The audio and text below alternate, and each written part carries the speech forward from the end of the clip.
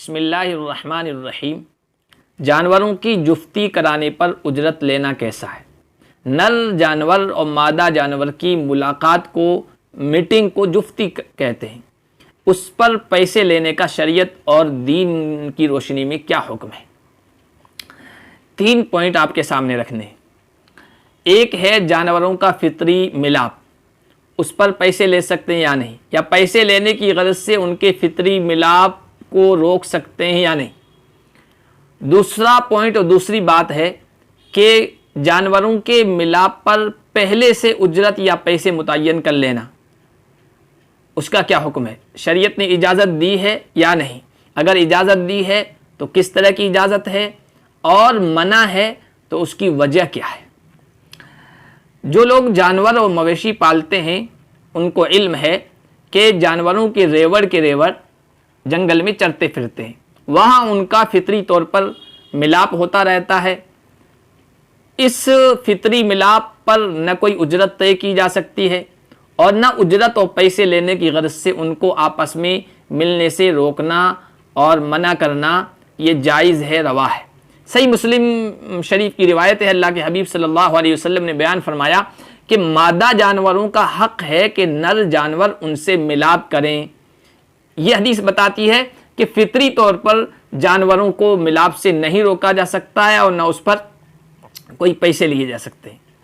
دوسرا مسئلہ، دوسرا پوائنٹ ہے کہ نر جانور کے مادہ جانور سے ملاقات کے پہلے سے پیسے اور کوئی مقدار اور کوئی اجرت متعین کرنا، اور اس عمل پر وہ پیسے لینا کیسا ہے؟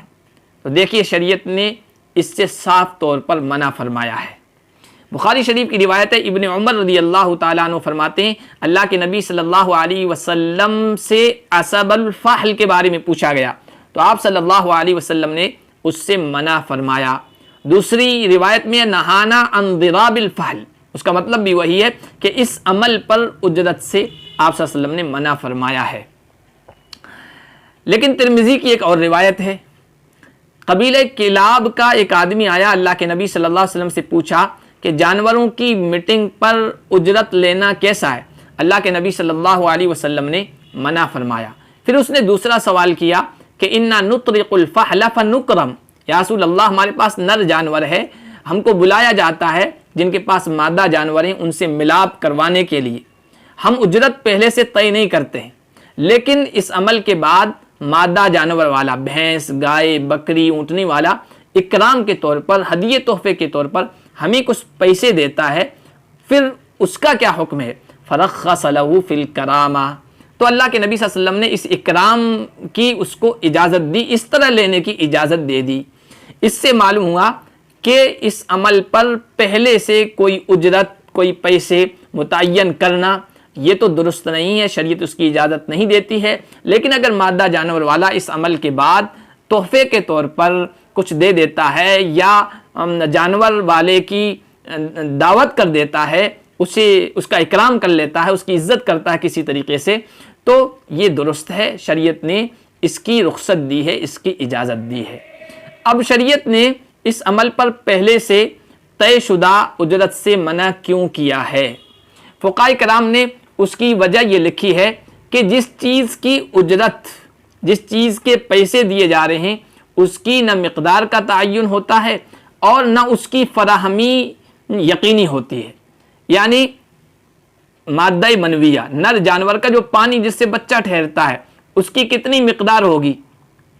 جس چیز پر ہم پیسے دے رہے ہیں اس کی مقدار متعین ہونا ضروری ہے، یہاں مقدار متعین نہیں ہے، اور نہ کوئی اس بات کی گارنٹی لے سکتا ہے کہ جب نر جانور ملے گا مادہ سے تو اس کا پانی اس کے رحم میں پہنچے گا ہی، اگر پہنچے گا تو اس سے حمل ٹھہرے گا بھی یا نہیں، کوئی یقین دہانی نہیں کرا سکتا ہے۔